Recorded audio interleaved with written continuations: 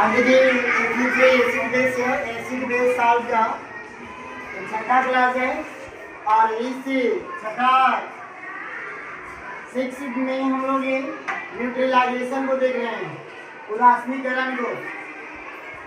और इस उदासीनीकरण से पहले हम लोग एक थॉट को देखेंगे और थॉट से इसको समझेंगे। ये थॉट इस प्रकार है, भरोसा खुद पे रखो, भरोसा खुद पे रखो तो ताकत बन जाती है, भरोसा खुद पे रखो तो ताकत बन जाती है और दूसरों पर रखो तो कमजोरी बन जाती है। आप कब सही थे इसे कोई याद नहीं रखता, आप कब सही थे इसे कोई याद नहीं रखता, लेकिन आप कब गलत थे इसे सब याद रखते हैं। और इसी के साथ आज न्यूट्रलाइजेशन को देखेंगे। उदासीनीकरण यानी कहने का मतलब जो ऐसे एक ऐसा रिएक्शन है जिसमें किसी सब्सटेंस को डालने पर, किसी पदार्थ में डालने पर किसी तरह कोई प्रभाव नहीं पड़ता है। God effect after boiling this substance, अगर इसको किसी वस्तु पर डाल देंगे कोई प्रभाव नहीं पड़ता है तो उसे हम क्या बोलते हैं? देखिए the reaction between acid and base, कहने का मतलब है कि वह अभिक्रिया reaction between an acid and a base to form salt and water is formed. वह अभिक्रिया जिसमें अम्ल और क्षार एसिड एंड बेस जब आपस में रिएक्शन करता है तो ये दो सब्सटेंस बनाता है, पहला सॉल्ट, दूसरा वाटर। तो इस प्रोसेस को डिस्फॉर्म्ड इज कॉल्ड न्यूट्रलाइजेशन। इस प्रोसेस को हम न्यूट्रलाइजेशन यानी उदासीनीकरण कहते हैं।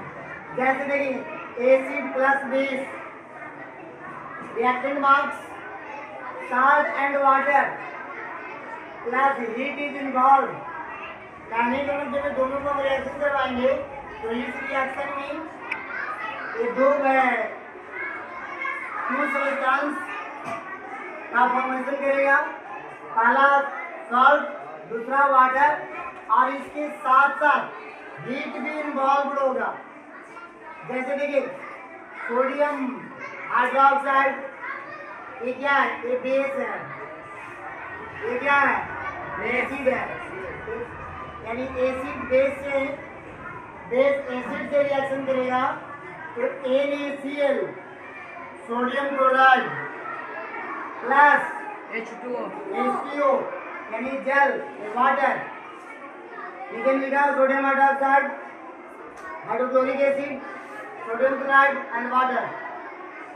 एक नोट लिखा गया है, एक note, the salt formed may be acidic, basic और neutrals in nature। कहने का मतलब है कि जब सॉल्ट बनता है तो इसका नेचर जो प्रकृति में बनता है तो बनने के बाद इसका नेचर नहीं तो एसिडिक होगा, कहने का मतलब नहीं तो इसमें क्षारीय आएगा, और नहीं तो बेसिक यानी क्षारीय, नहीं तो अम्लीय और नहीं तो क्षारीय। ये क्या होगा? न्यूट्रल होगा। जैसे हम लोग नमक को लेते हैं तो नमक खट्टा लगता है, तीखा लगता है, नहीं लगता है, एक न्यूट्रल होता है। जब किसी सब्सटेंस में अगर ज़्यादा हो जाता है तो उसे पदार्थ को एक फिक्का कर लेता है, पता है ना? जैसे घर में सब्जी वगैरह डालते हैं, सब्जी वगैरह में जब अगर नमक तेज हो गया तो पूरा का पूरा खराब हो जाता है, सारा मटेरियल डाला हुआ बर्बाद हो जाता है, होता है। तो इसके साथ न्यूट्रलाइजेशन है, इसको मैं और पॉइंट्स है जो हम कल बताएंगे। और इसी के साथ मैं एक क्वेश्चन दे रहा हूँ, उस क्वेश्चन का नाम बताएंगे। क्वेश्चन है what is the new name of